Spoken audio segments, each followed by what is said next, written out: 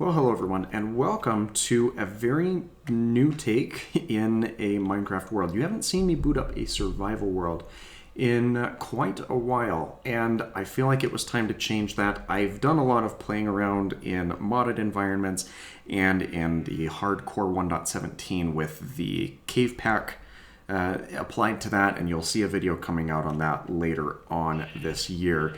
But I haven't really taken time to just play in the new version of Minecraft. So we've got a version of the 1.17.1 world loaded up here, and we're going to just kind of start playing around. Now, my intent with this series is to let this go until the 1.18 release because there's not, in my opinion, going to be a whole lot of benefits to keeping an old world or transferring an old world up with the radical changes that are happening to the overworld and underground. I might be wrong with that, but we'll kind of have to see when that time comes around. But I have a couple of goals for this series in particular, and all of those goals revolve around some pretty drastic changes that I want to try and make with my typical play style. And what that comes down to is I have some very bad habits when it comes to playing Minecraft, and I would like to get away from that wherever I can help it. And I feel like this is, or forcing myself to play differently than I normally do, is going to significantly help with that. So the first big change that I'm going to make is for the first like 150 days, I'm not going to allow myself to be anywhere near a village. I'm going to try and be sustainable on my own, and that's going to drastically help with becoming better at the core mechanics of the game. It's fortunate that we're right next to a desert right there. But I feel like I rely a little bit too heavily on villagers sometimes, and that's definitely not what we should be aiming for with these types of games. And villagers are super handy, don't get me wrong, but again, I just need to get to a point where I don't have to have my world revolve around them, especially as much in the early game as I have in the past. So that's the first major change that you'll see with this series. Additionally, I am really bad at not building homes and places to live out of, and that's another flaw of mine. By going into villages, is I end up letting them do the work for me, and that's not great. So that's another limitation that I'm going to impose on myself here, is I have to build my own place to live out of. And I don't mean digging a hole into the side of a hill like I have been doing quite frequently beforehand. Where did you come from? Yeah, I don't know where you came out of, but I'm going to have to build up a home that I can live out of, as I've been notoriously bad at doing things like that as well. The other thing that I feel like I really need to change up with my playstyle is I spend a lot of time strip mining for resources, and as beneficial as that is, it doesn't make for super great content, especially in the early game before you have like an insta-mining beacon and stuff like that. So we're going to be harvesting everything in traditional caving or through other means of resource collection. So this is, again, going to be a very interesting challenge for me, and I hope that you're excited to be along for the ride. But first off, we've got a couple of sheep around here, and because the odds of me finding iron this early on is fairly slim, we're going to go ahead and take out a few of them so we can craft ourselves a bed, and that will make me feel a lot safer running around here at night. There's actually a lot of these spaces around here. Now we've got some cows right there, and actually there's a perfectly wide open plain right here around this spawn zone that we can just kind of live around, and that'll help because it might be nice to be able to take advantage of some of those spawn chunk mechanics as well. So we're going to focus on actually building a house today. because again, I need to get better at doing that type of stuff, and we'll just kind of see how things go from there. Now, ideally, I would like to find peonies because that gives me the best type of dye, at least in my personal opinion, because I prefer having the pink dye for my bed and some of my builds. And other people will disagree, but it's my opinion, and that's what I really enjoy having. So if you don't like it, that is up to you, and you don't have to build your beds the way that I do by any means at all.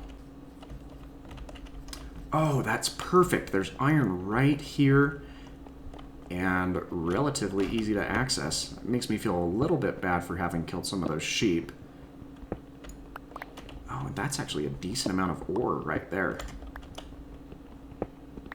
I will take risk-free iron any day. Alright, so now that we've got our day reset, I feel like there's a couple of things that I'm going to want to do. Now, the first thing that I'm going to try here is early game food can be very difficult to get one's hands on, so I'm going to have to avoid sprinting and jumping as much as I can, but I'm going to harvest up a couple of these pigs because pig farming has never been something that I've really gotten into or seen a ton of value in, and we'll need some initial food stock while we get some of our other farms up and going, mainly wheat, so we can either make bread or breed up cows and sheep, which is certainly better sources of food.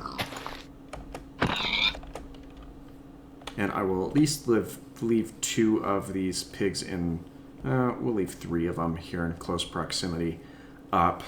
So if we do decide that we want to farm pigs, we can do so. The other trouble is without going to a village, I'm not going to be able to get my hands on carrots or potatoes as easily. So that could prove to be a little bit difficult with our overall objective here.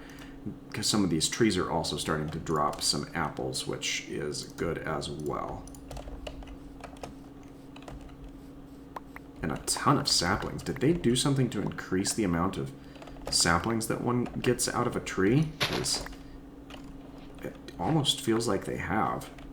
I don't remember these trees dropping nearly as much resources as they just did. And it's a little unfortunate. There is a village right there, but because of the limitations I'm putting on myself, I'm not going to go over that way, despite the fact that I know exactly where it is. And again, I'm going to get up to like 100 or 150 days before we even think about heading over towards that village. I might even increase it from there. So we've got a little bit of some farming space up over here. We've of course got our trees that are going to start to grow. We've planted the remainder of our seeds over here in this space, and that's going to give us some nice access to wheat, which we can use on the sheep and the cows. I think the cows are right over there that are growing up in this area, and that will give us a lot better access to sustainable food. And now what we are going to do is start working a little bit on some floor planning in, well, for our starter house base. And I really need to make sure that I'm taking some things into consideration while I'm doing this. So I'm going to make a pile right about here of some dirt that I can, you know, jump up to for a little bit of a observing tower, and hopefully that can help me get a better idea for the kind of the layout that I want to go with for the foundation of the home itself. So I've gone through a couple of different ideas, and I think that this is a decent shape for at least a starter home. Maybe there's some more things that can be built upon or expounded into. But the basic idea is everything inside that border will be the floor of the home, sheep not included. And I think we're just going to go with a fairly basic design for the time being. With some plank stairs. We'll throw in a couple of stripped oak logs for some variation in there. And then we will focus on building up the walls and putting in a staircase to get an upper section of the home as well. Though I don't know. I actually think that it might be kind of cool to have this little area up front, this kind of half circle, be an observatory type space. And so we won't have an upper section there, but we will have an upper section for the back area of the home, just to give it a little bit of some personality. And then we will have like, I guess the upstairs will be kind of a loft type space where you can still see out onto the bottom floor and into this half circle area out front. So I've opted to put some stripped oak logs right here, and the reason being is I've got this marked as being the entry point to the home, and the reason that I feel like that works is because it allows some life for the build itself, because I mean the door of the home is going to have a lot more traffic coming in and out of it, and then you'll go off to various different parts of the home itself. And so I feel like this helps give that floor a bit of a weathered look of, you know, look, this is where people walk most frequently when inside. And we'll have other spots randomly throughout the floor where we will have the logs like this in that floor as well, just to give a little bit more of that texture in the flooring itself. But I feel again that this adds that extra bit of life, of use to the floor in terms of a traffic pattern there.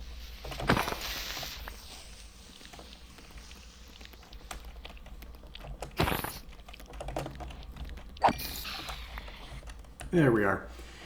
Another day has passed here, and had to take care of a couple of creepers and spiders there, but no harm, no foul. We're doing quite well in collecting up some wheat and getting a nice bit of farmland set up here.